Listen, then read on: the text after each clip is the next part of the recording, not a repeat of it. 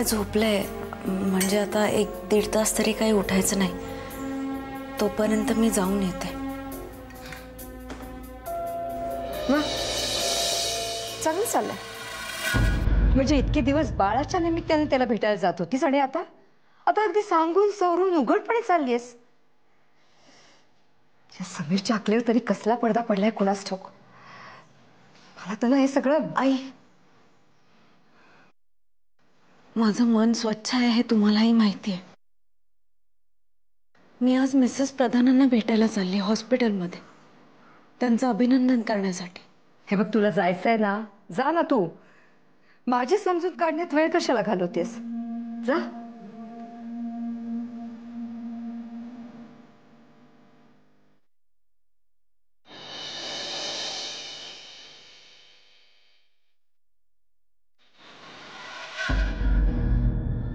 मीरा, आता तूच माझ्याकरता आशेचा किरण आहेस. मला माहिती आहे नमिता तुझ्याशी खूप वाईट वागली आहे. तुला वाटेल तसं बोलली आहे ती. मी माफी मागतो तिच्या वतीने. Please, I am sorry. पण माझ्या मीताला वाचव ग. तिला वेड होण्यापासून फक्त तूच वाचवू शकतेस. दादा, प्लीज. दादा, असं बोलू नकोस रे. मला लाजवतोयस तू असं बोलून. दादा, हे बघ, नुसती तुझी बहीण म्हणून नाही तर एक डॉक्टर म्हणून सुद्धा मला जे जे काही करणं शक्य आहे ना ते मी करणारच आहे रे. 100%.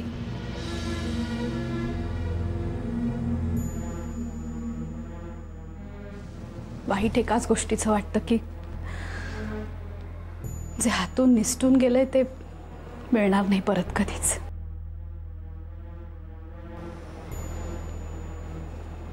ते गमावलं बिचारीने कायमचंच.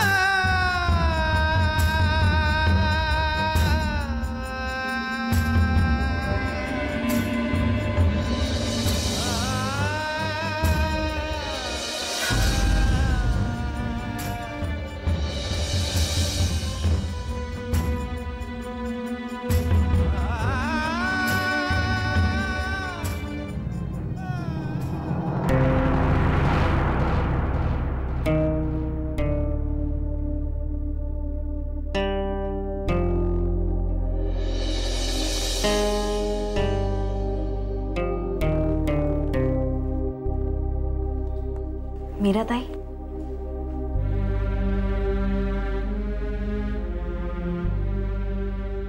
आशू, काल बाळाला घेऊन चेकअपसाठी आले होते. तेव्हा कळलं की मिसेस प्रधानांना ऍडमिट केलंय डिलिव्हरीसाठी. खरं सांगू, मला खूप आनंद झाला. असं वाटलं की आता त्यांचा सगळा त्रास संपेल. त्या आधीसारख्या प्रेमळ होतील. पेढे आणलेत त्यांच्यासाठी. मुलगा झाला की मुलगी?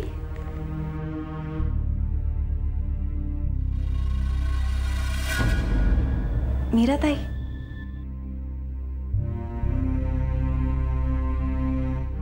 आशू, नमिताचं बाळ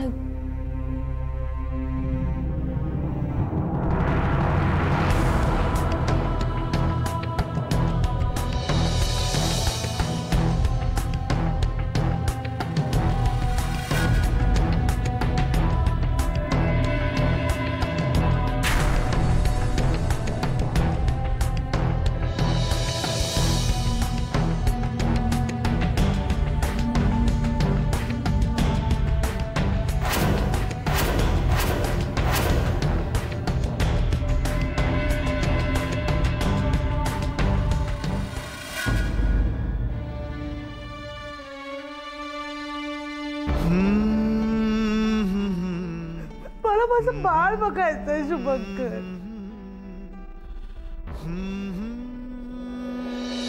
बाळ बघितल्यानंतर मी घेईन ना औषध, मी कुठे नाही म्हटलंय. तू जर औषध घेतलंस ना तर तुझं बाळ दाखवू आम्ही तुला.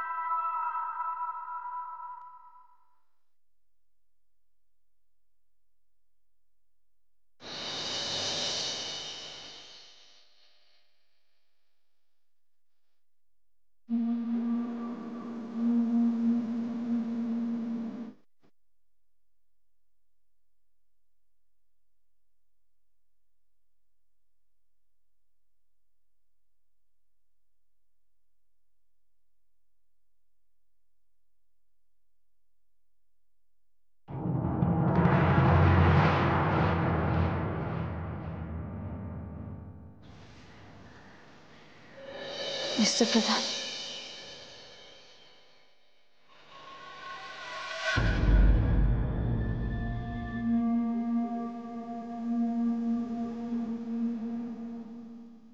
अश्विनी,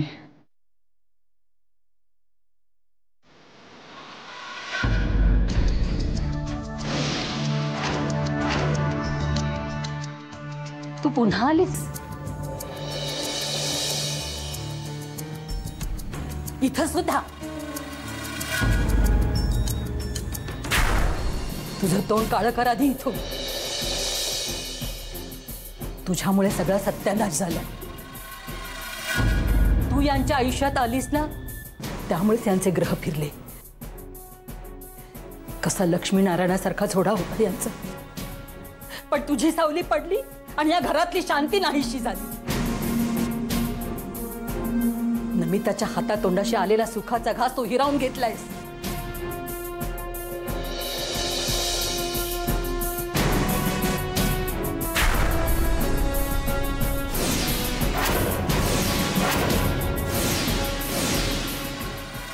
त्या दिवशी तू हॉटेलात भेटलीस म्हणून हे सगळं रामायण घडलंय. तू जरा शुभंकर, एक शब्द बोलू नकोस तू. हिच्यामुळे तुमचं भांडण झालं. हिच्यामुळे नमिता पडली. हिच्यामुळे नमिताचं बाळ. आत्या,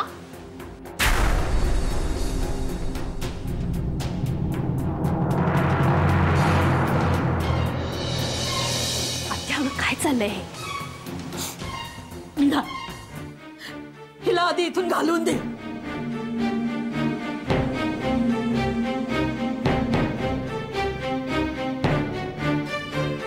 नमिताचं बाळ हिच्यामुळे. आत्या, थांब जरा, शांत हो.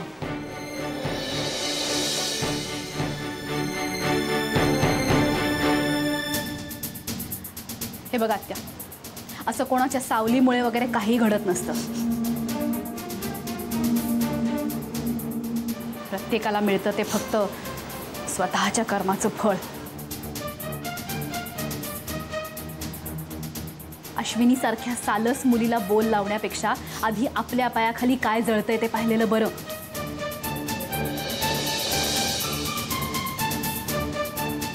चल आज चल तू. चल.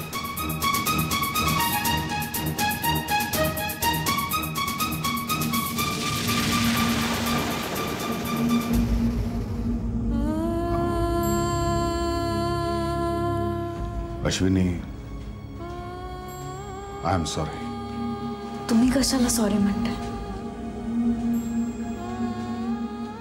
आत्या कसं बोलतात मला माहित नाहीये का? आणि खरं तर हे सगळं होईल याची थोडीफार कल्पना होती मला. खरंच तू खूप समजूतदार आहेस. मिसेस प्रधानांना बघू शकते मी एकदा? शुअर.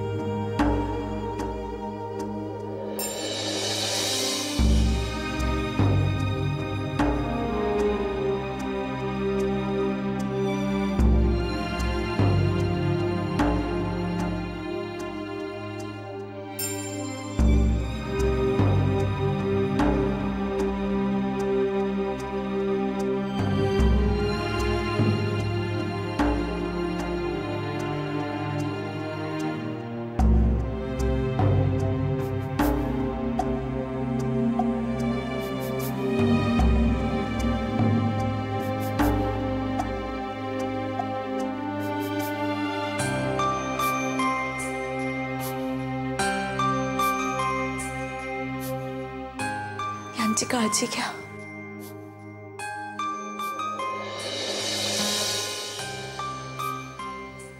या शुद्धीवर आल्यानंतर त्यांना खूप मोठा धक्का बसणार आहे.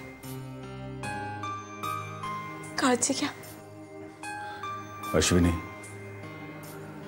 नमिता तुझ्या बरोबर जे वागली, तुला जे काही बोलली, ते सगळं विसरून तू इथे आलीस.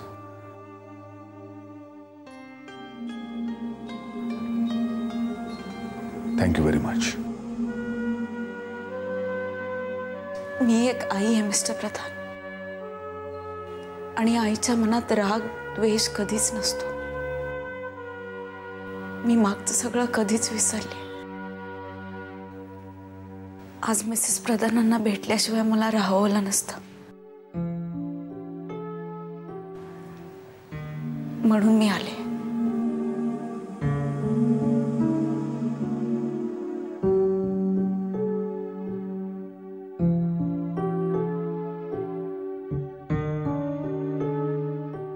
येते मी.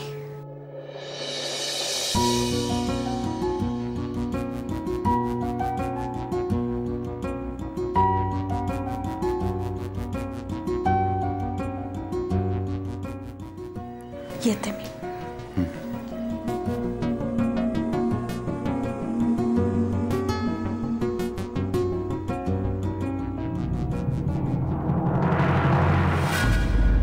बापरे, असं व्हायला नको होतं. तिला तिच्या कर्माची फळं मिळत आहेत. दुसऱ्यांच्या संसाराची विल्हेवाट लावल्यावर हे असंच होणार. जाऊ दे ना आई, जे झालं ते व्हायला नको होतं. समीर, मला मिसेस प्रधानांची अवस्था बघवत नाहीये. त्या साईडबाहेर झाल्यात. काही काही लोकांना ना स्वतःच्या माणसाची दुःख दिसत नाहीत, पण दुसऱ्याच्या दुःखासाठी मात्र उसासे टाकतात ती.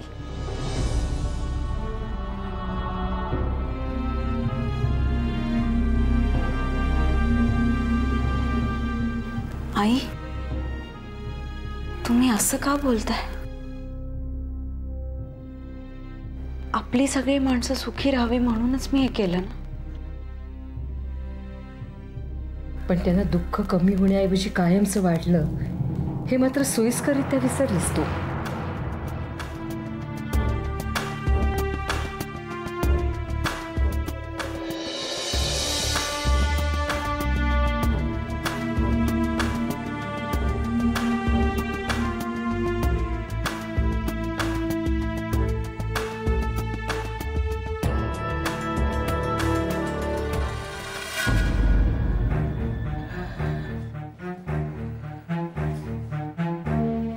शुभंकर, तुझं आणि त्या मीराचं डोकं फिरलंय.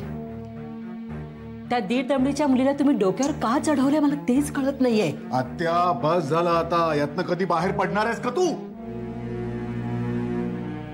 सॉरी.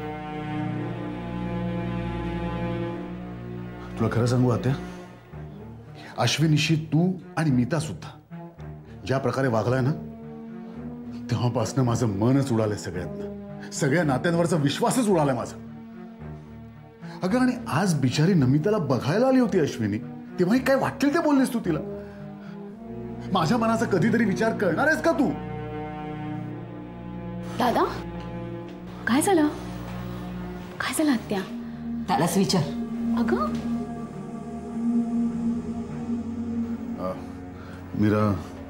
मीता कशी आता? झोप लागली तिला आता. औषधाचा इम्पॅक्ट आहे ना. आता उद्या सकाळी 9-10 वाजेपर्यंत तरी झोपेतच असेल ती. पण उठल्यावर मग?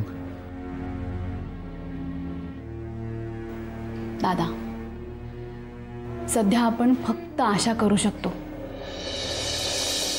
की नमिता हळूहळू शांत होईल आणि खऱ्या परिस्थितीचा स्वीकार करेल.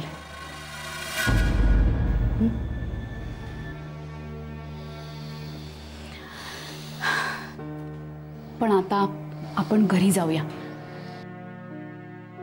हे बघ, आता नमिता झोपेत असणार आहे आणि डॉक्टर्स आहेत इथे तिची काळजी घ्यायला. हां, पण तुला आत्याला गरज आहे रे विश्रांतीची. विश्रांतीची गरज तुलाही आहे मीरा. तू आमच्या मागे खंबीरपणे उभी राहिलीस म्हणून हे सगळं व्यवस्थित झालं.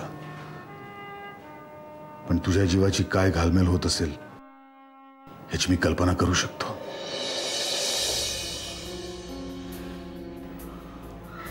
दादा, एक डॉक्टर म्हणून माझा विश्वास फक्त प्रयत्नांवर आहे. पण यावेळेला मात्र मला नशिबावर विश्वास ठेवावासा वाटायला लागलाय. अटळ नशीब, कुणीच बदलू शकत नाही असं. पण आपण सामोरं तर जाऊ शकतो नशिबाला.